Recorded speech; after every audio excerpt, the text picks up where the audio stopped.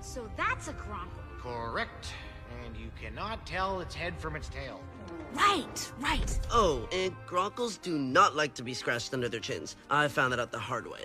Okay. No scratching under chin. Got it. Whoa, what? Toothless, what's up, bud? Oh, hey. Whoa, a new dragon trainer. Ah, a new recruit.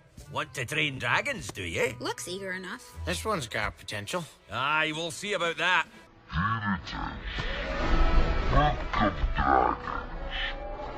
Between these two covers are the most incredible creatures you'd ever hope to see. Some you know, but there are some you've never seen before. And you won't last. And I don't suppose you know who started it all, do you? Oh. I thought it had something to do with Bork the Bold.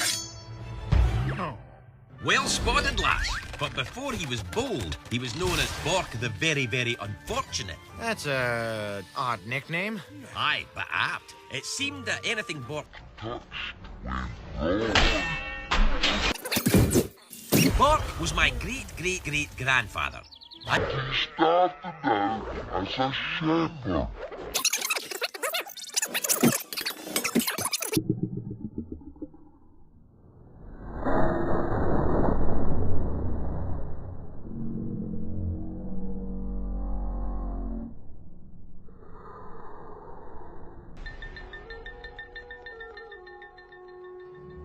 And had a goat farm.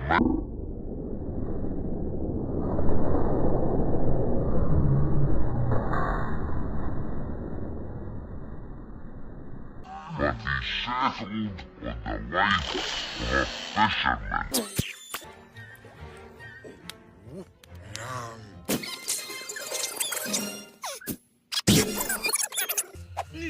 You kids taught us that we could train a dragon. But it was Bork who had the idea to classify them. And what does Bork say is the first class of dragons? Oh, that's easy. Stoker class. Now, according to the book, these hot-headed dragons are furious fire breathers. And when training a terror, start with a very shiny object. Oh, he's cute. Cute? Maybe on his own. But Bork says if you get these little terrors in a group, it's no picnic. You see, terrors are social creatures. They love to hunt in packs.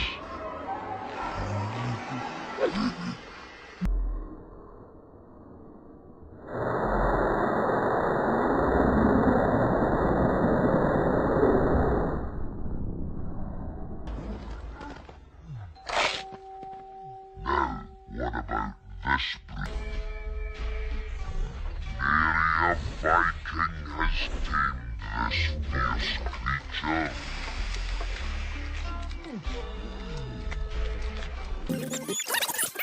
He didn't know that the nightmare can set itself on Fire.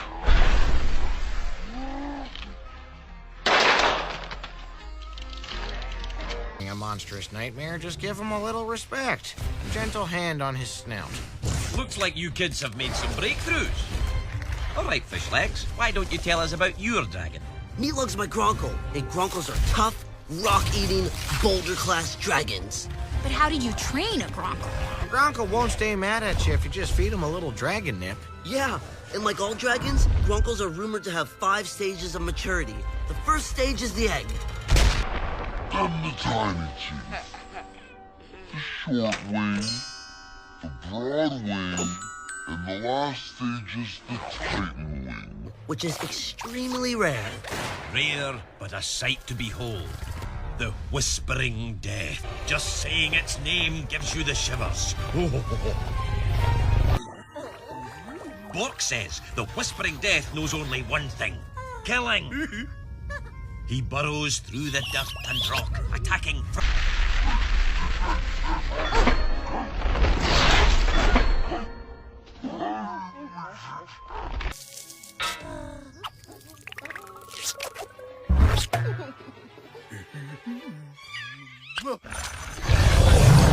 Their rotating teeth can bore through anything. And these boulder-class baddies are so wicked, they can breathe rings of fire. But even though these dragons have a fearsome reputation, it turns out they just love to be brushed. With patience, any dragon can be trained. Even this next batch. Fear-class dragons are silent. They're sneaky. They turn up where you least expect them. If fear-class dragons are so sneaky, how did Bork find one? Oh, he did better than find one. He found the lair of a zippleback. Whoa. Well, actually... Heads at once, they become one agreeable dragon. That's right. If you want to befriend a dragon, it's a good idea to start by feeding it. And once they're fed, make sure you play with them. You kids are full of good tips, but what happens when you go from 2 heads? The book says that this wild beast has enticed many a Viking into its deadly trap with its sweet smell of chalk.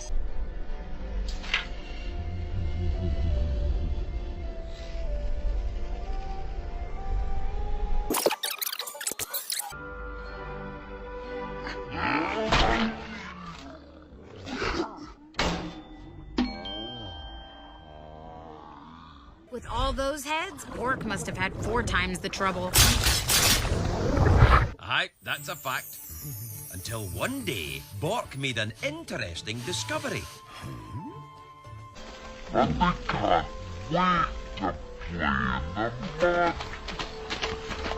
Well, the Snap Trapper is incredible, but let's see what secrets we uncover with the next class of dragons. The Sharp class.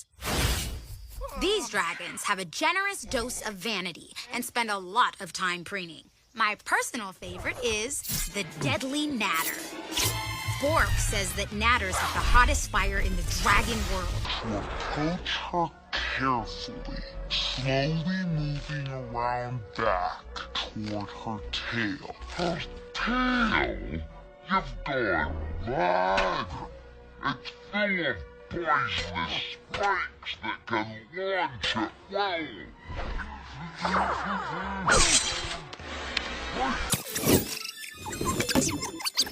Or you're not a threat, she'll let you smooth her tail spikes down. There's more to the Sharp class than just natters. Let's look at what Bork wrote about the Timberjack. Through a forest of trees like a giant guillotine. Those long wings of the Timberjack make it impossible for him to even scratch his back. Yep, and if you scratch his itch, he's your friend forever. Another brilliant survival tip. A perfect opportunity to teach our new trainer about this class of dragons. The Tidal class. These beasts live in the watery deep and they can outswim the fastest ship. Did Bork even know that the sea was full of dragons? Not at first, but he soon found out that the open sea was no easier. Because if there's one thing that sea dragons like to eat more than a fish, It's a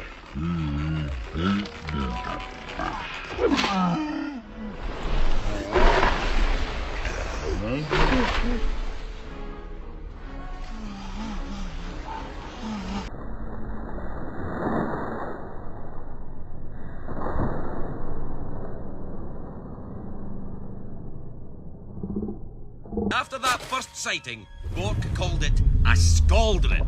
As we now know, that sea dragon fills itself up with water, then heats it in its giant cauldron-like stomach. One blast from that hot water, and you're finished. Also lurks in the deep, it's the mighty Thunder Drum. This beast moves through the water like a tornado, and is capable of delivering a sonic blast of pure dragon power. The story goes that Bork got lost ice fishing, and he stumbled across a Thunder Drum nest. That must have been quite a rude awakening, because when a thunder drum hatches from its shell, it makes a sound so loud, it rattles the sky. Now, here's a class that might stump you. What symbol is that?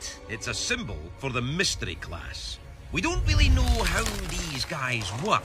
That's why they're a mystery. Is it a tree? Is it a rock? No, it's the changeling.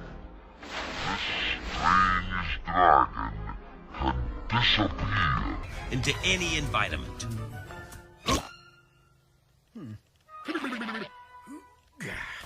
Bork noticed that changelings are curious creatures. And they display mimicking behavior. Whatever they see, they love to copy.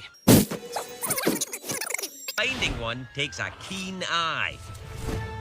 Does being able to change color mean their skin's softer? For some, yes, and it makes them vulnerable to attack, so these dragons protect themselves in a strange way. Like this beauty. Creature collects the bones of dead dragons and makes itself an unusual coat of armor. With this brutal bag of bones is to subdue it with force and fear and firepower. Sure, right. That's what you did, Gobber. All right. You give a bone napper whatever it's looking for, and it's just like an overgrown puppy dog. Look, why don't we go on to the next class of dragons? Finally, strike class. Every dragon in this class is characterized by blazing speed, vice-like jaw strength, and extreme intelligence. I give you the Skrill. Equal storms, it can shoot bursts of white fire. If you get too close to a Skrill, your hair will stand on it. To be honest, I don't know his top speed, but...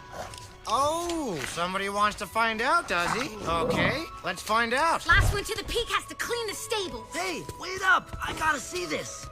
To be young, wild, and have most of my limbs again. All right, congratulations. Now you're on your way, our newest dragon trainer. It's time to meet your first batch now.